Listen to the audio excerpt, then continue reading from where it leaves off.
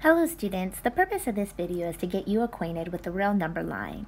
So we can place all numbers, whether they're rational or irrational, onto the number line. So we generally see our number line as this image you see on your screen, and we generally will notate our positive and negative integers, including 0.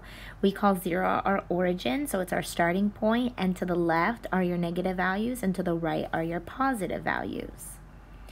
When we talk about something such as start and stop, we want to count the units on the number line. So if we start at 0 and we say -6 is the stopping point, the negative lets us know that we went to the left. If it was 0 to +6, then we would know we went to the right.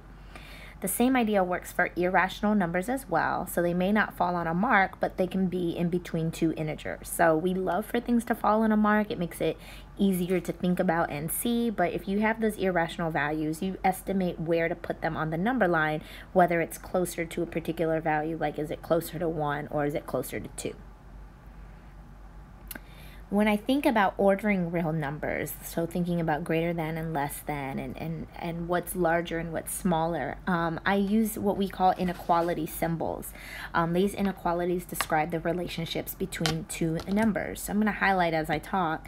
Our very first symbol that we have is the less than symbol. So when I say something is less than, 3 is less than 6.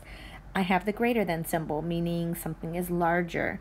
I have the less than or equal to. The reason why it's considered less than or equal to is because it has this little bar at the bottom. Same thing with greater than. You see it has this little bar, so that's considered greater than or equal to.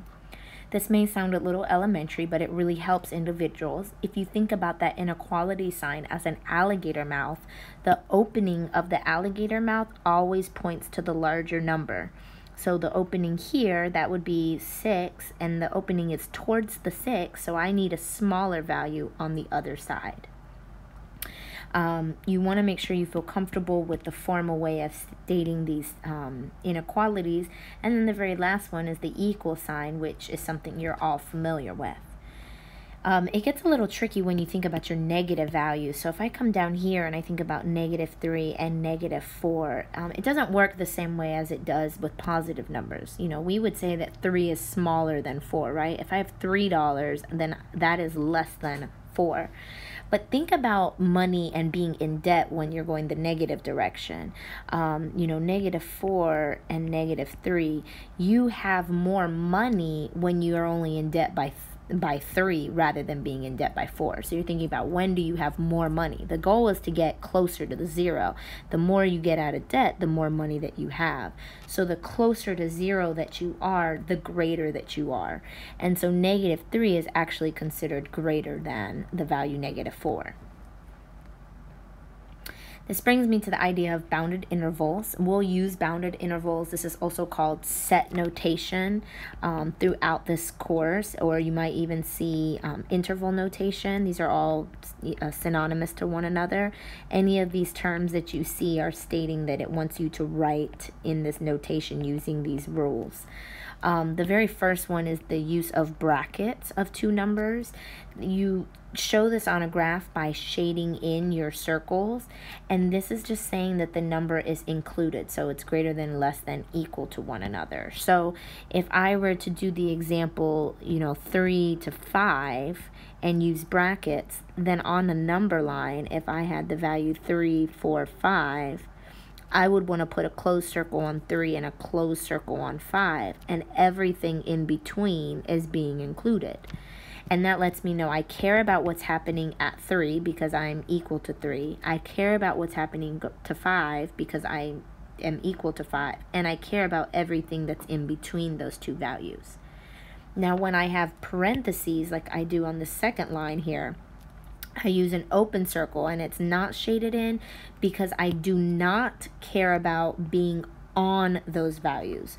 So in this case, 3 to 5, I still look at my number line, 3, 4, 5, and I no longer care about what's happening at 3, and I no longer care what's happening at 5, so I use open circles, but I do care about what's happening in between. And what's cool about interval notation is that we can mix it. We can care about one side and not the other. And that's what you see in the last two lines. And you just have to associate, like I have a bracket first, so that means I care about that value, whereas I have a parenthesis, so now I'm not equal to that value. And then same thing vice versa on this next line here. So if you would like to pause these videos, I encourage you to do so, and you can work on these on your own.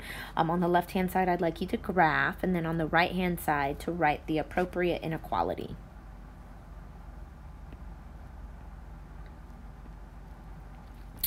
So looking at the first one, I'm going to go ahead and only write the value -5 here, and I am graphing x values that are smaller than or equal to -5, so I'm going to use a closed circle, and if I'm smaller, I'm moving to the left. For x is greater than 2, when I am on 2, I do not care about what's happening, so I'm going to have an open circle, and I want values that are greater, which goes to the right. When I look at -2 to 3, I'm going to notate -2 and 3. I care about -2, so I'm going to use a closed circle, but I do not care about 3, so I'm going to use an open circle, and I care about everything in between. Now this symbol here is infinity. It means everything that's larger. It's the same thing as saying x. It's just another way for me to notate that. I'm going to mark 3. I care about what's happening, so I'm going to use a closed circle, and I want all the values that are larger, so I'm going to go to the right. Now this next one, 10 is less than x, which is less than 3. Well, 3 comes first, 10 comes next, and this is saying x has to be greater than 10, and it has to be smaller than 3.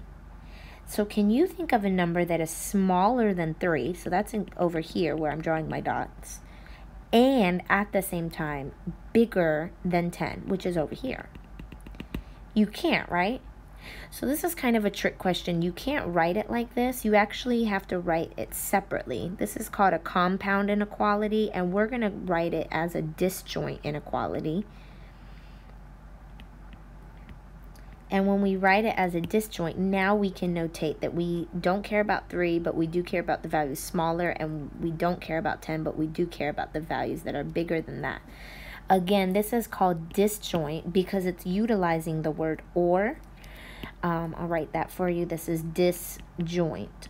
So when you're not concerned about something that's in between, but you're going opposite directions, that's a disjoint inequality. When I care about things that are in between, I would be looking at a compound inequality, which is using the word and.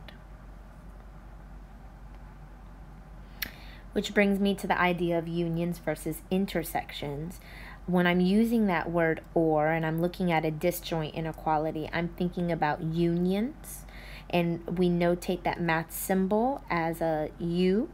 And then when I care about the word and, so I'm dealing with a compound inequality, I'm thinking about an intersection, and I'm using the upside down U. So looking at the images here, intersections are what things have in common. So two things, what do they share? A union is one thing or the other, or what they both share. So it's kind of different than our regular English. In math, I always like to explain it as I'm going to the store. So if I go to Walmart and Target, in math, that means I have to go to both. If I use the word or, I go to Walmart or Target, it means I can either go to just Walmart, I can go to just Target, or I can also go to both. So here's some practice on unions and intersections. I encourage you to pause this video and then play it for the answers. So when I look at the intersection of A and B, because I'm using an intersection and, it means both, whatever I list, both sets have to have. So both sets have -5. They do not have, both do not have -3, both do not have -1, both do not have 1, both do not have 0, both do not have 5. So that means I only have a set with one item, which is -5. But when I say A or B, it means it can be anything in A, so -5, -3, -1, 1, or anything in B, -5, 0, and 5. And when I look at A and C, I look for anything that they have in common, which they have nothing.